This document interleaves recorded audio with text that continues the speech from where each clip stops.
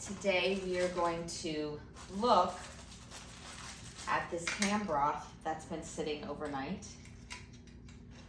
I just took it off the heat. And we're going to can up the broth, and then we're gonna take some of that broth and make some beautiful ham, bean, and potato soup. Hopefully, I've made ham soup, but not this way before.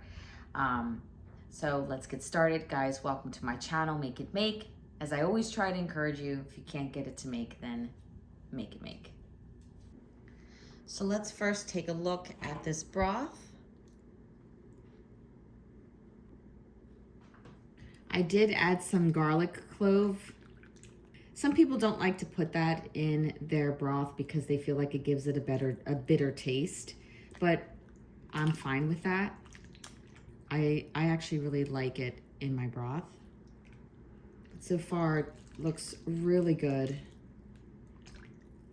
So now, this is my favorite part, when I actually get to go ahead and take a look at the color of the broth. I'm going to be using my 4 jars ladle here, and I'm also going to be using the strainer to sort of catch any sediments that I don't want in my broth. If that's something that you want in there, then go right on ahead and do that.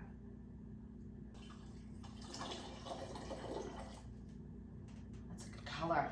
It's a very good color. I'm going to give you a closer look.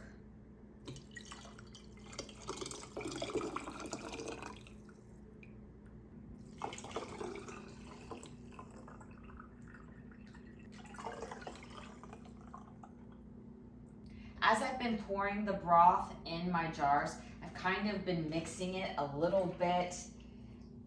Oh no!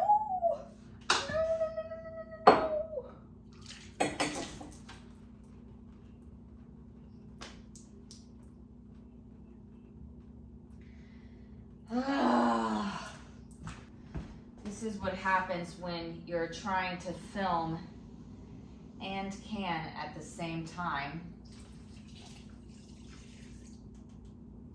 You get distracted, and that's what I just did. I overfilled a jar, and it went all over the floor and all over the table, but that's just the way of it.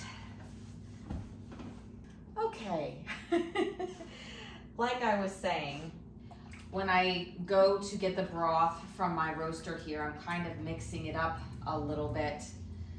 So that way I feel like all the broth is like properly mixed. So sometimes I feel like the darker parts are at the bottom, the heavier parts, and I just want it all mixed up. Watching super closely this time around.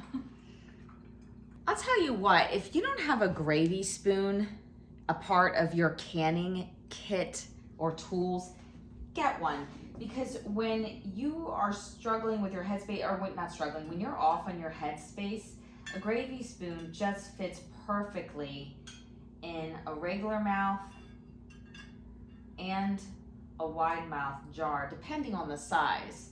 But I think I acquired this one at a reuse it store. I love thrifting, but this has just worked really well. I know a spoon can work, but you know, a gravy spoon is like a mini ladle. You know, it's just like this mini ladle that's better than a spoon.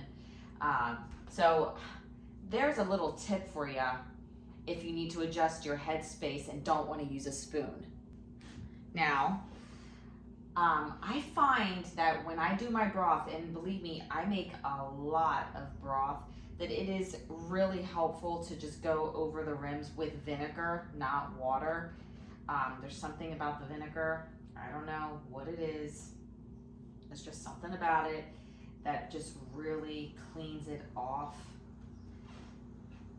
Gets all that fat off the rims and makes it good for a nice clean seal. For me, when I do anything that's like super fatty, I use vinegar because it's hard to secure a seal when there's a lot of fat on there and it's greasy, anything greasy like that, I would recommend vinegar over water, because some people do use water, and that's fine.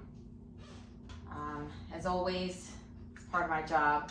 I do have a discount code if you want to use it to save 10% off your lids. It's make it 10, all caps. Or if you want to support another creator, you can use their code. I like using codes.